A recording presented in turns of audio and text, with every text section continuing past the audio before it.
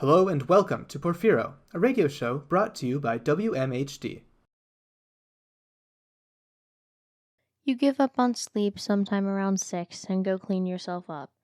Antigone's waiting for you when you come back. She's surrounded by stuff. Textbook, slide rule, notebook, graph paper, and a bottle of something red. You look at it closely, hoping it's booze. Oh, you know this stuff. It's super gross. Adults sometimes make you drink it after you've barfed. Maybe that's why you think it's gross. But no, you're pretty sure it's just actually gross.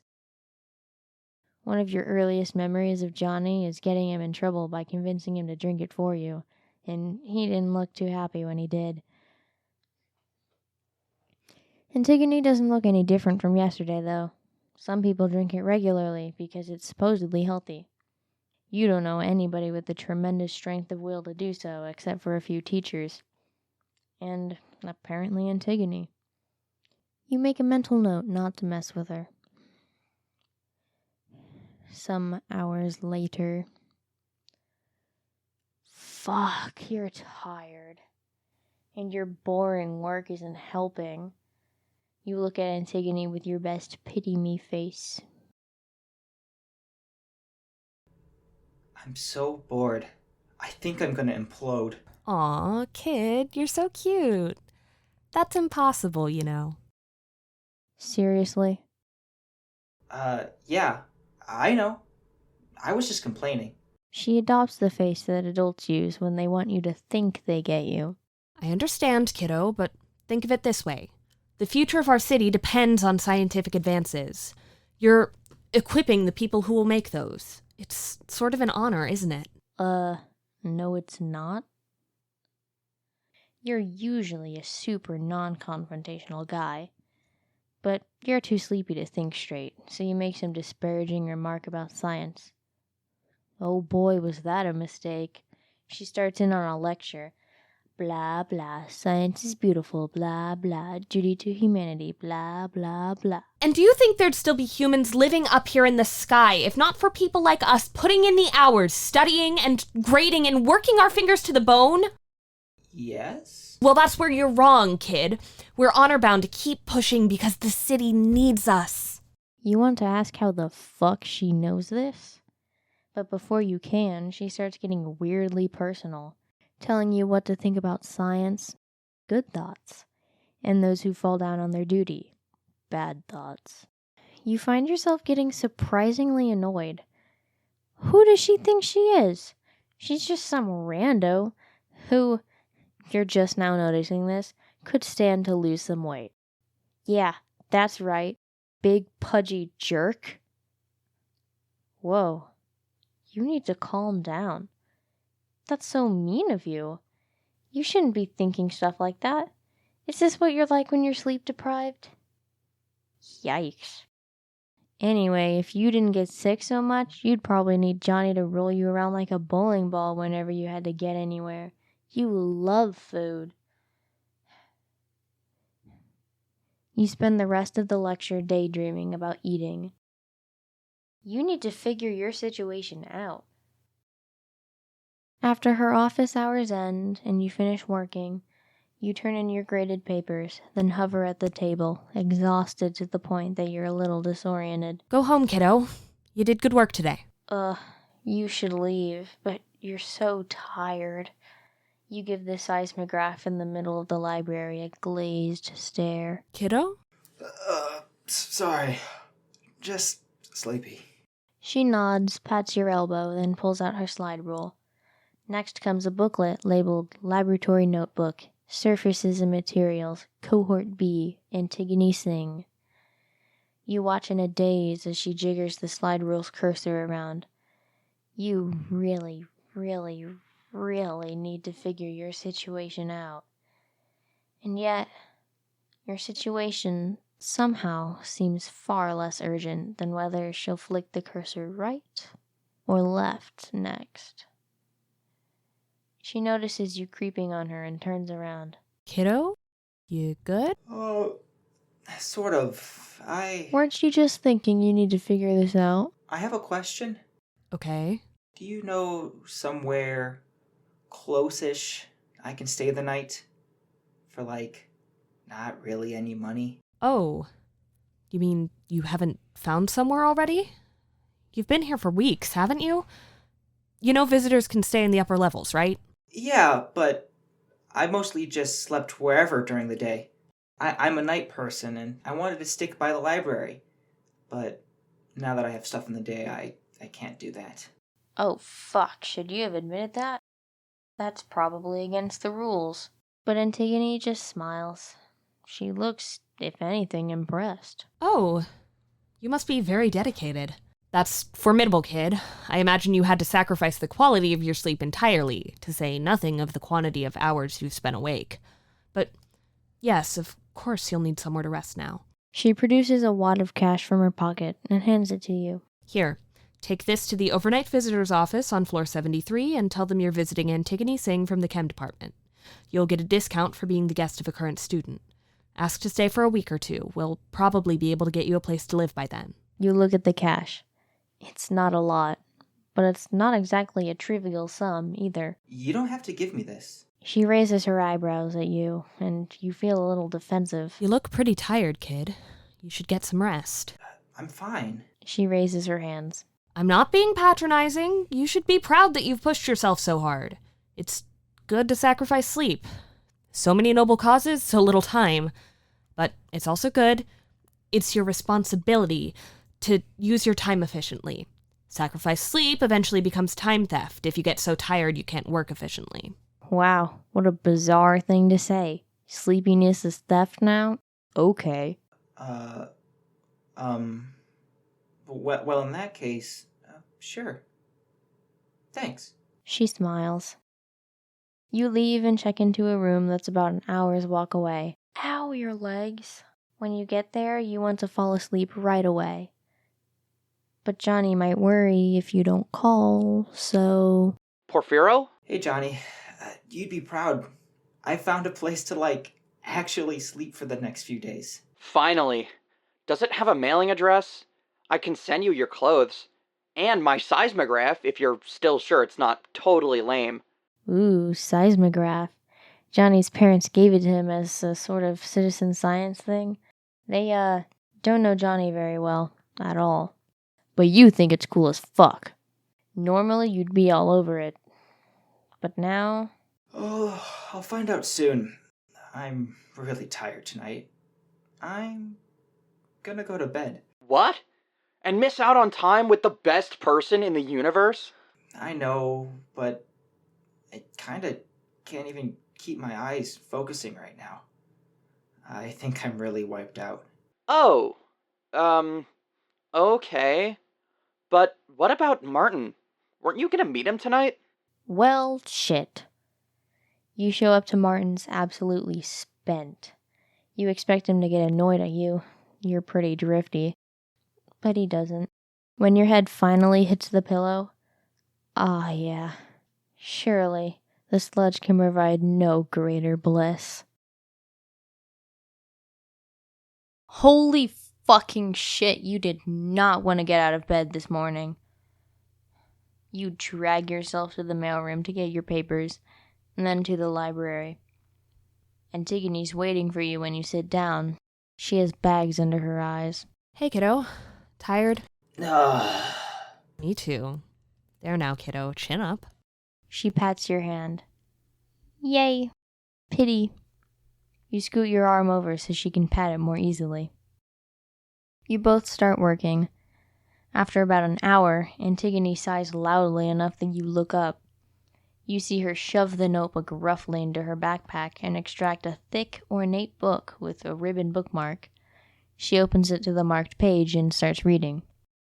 You find yourself trying to track what's going on in the papers. You haven't studied chemistry formally, but you consider yourself quick on the uptake, and a lot of these papers are from intro classes. After another hour, you've come up with a few questions for Antigone. Maybe she can explain a few particularly intriguing things to you. You look up at her. Oh, shit, is she crying? Yes, silently, and quite sloppily, too. I'm good. Oh,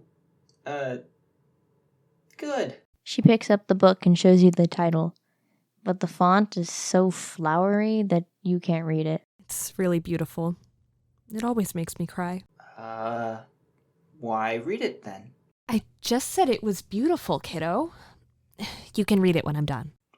Thanks. But no thanks. Can I ask you something? Anything, kiddo. Ask away. I was wondering if you could explain something to me. And her face lights up like the cloud during a lightning storm.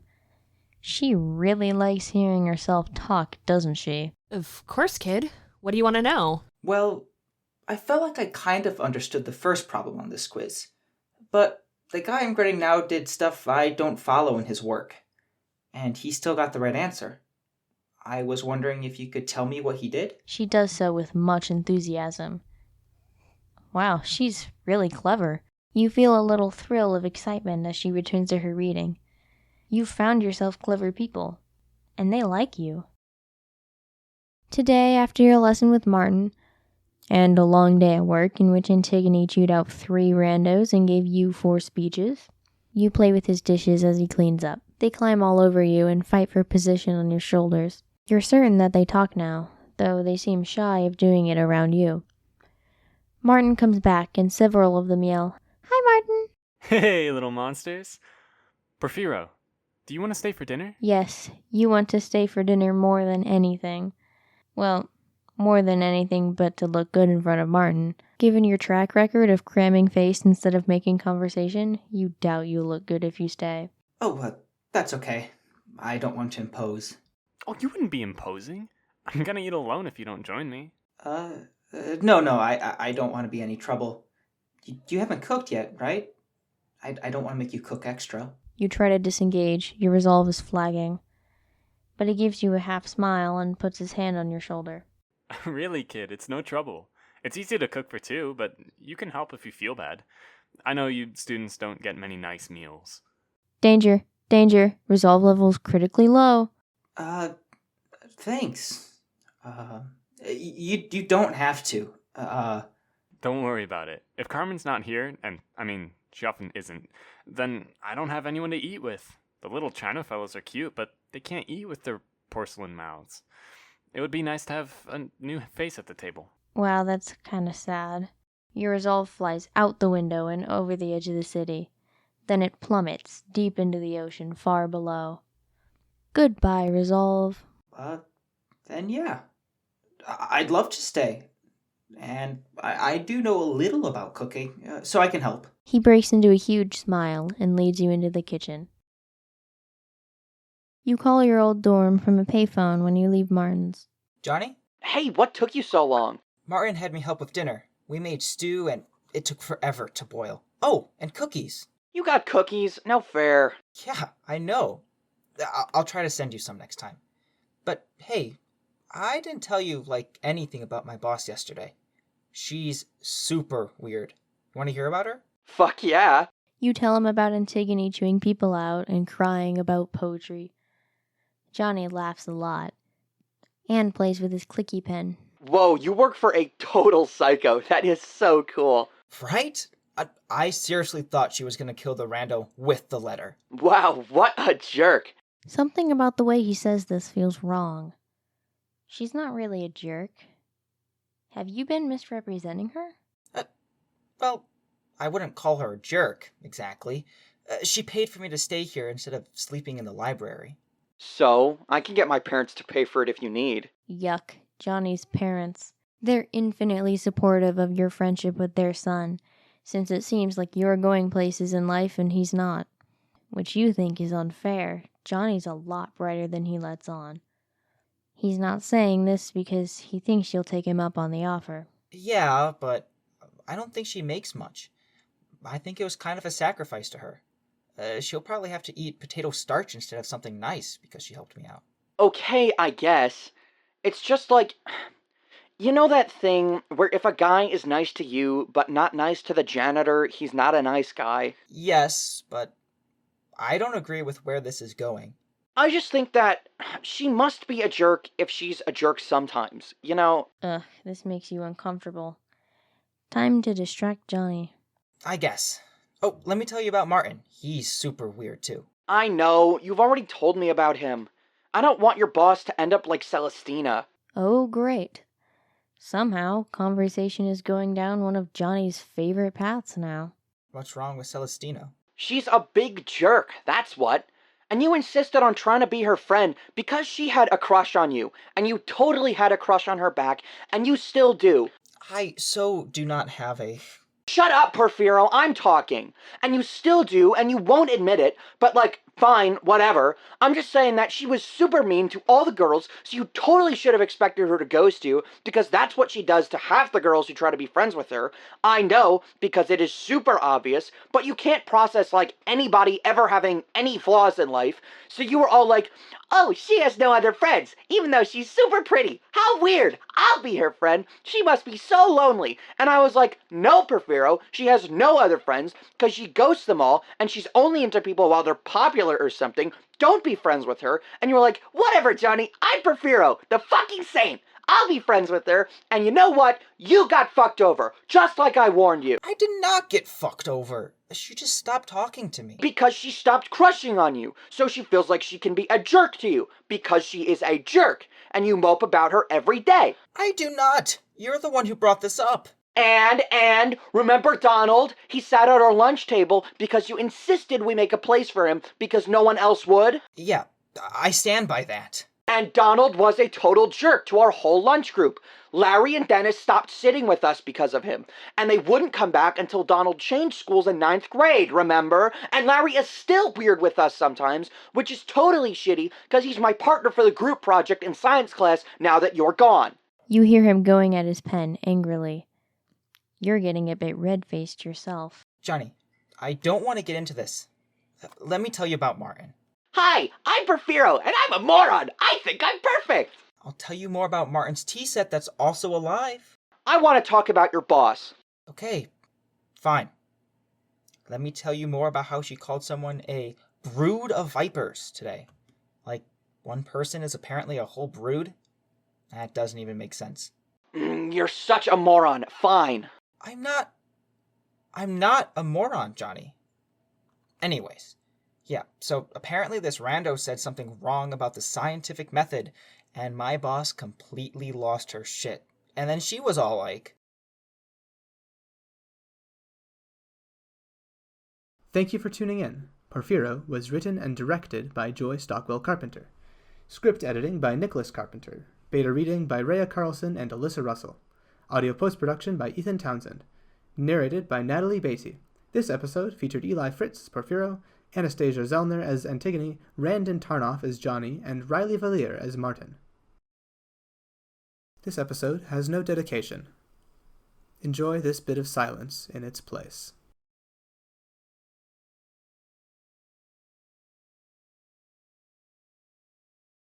Thank you for joining us. Until next time, I'm your host Ethan, and this is Porfiro.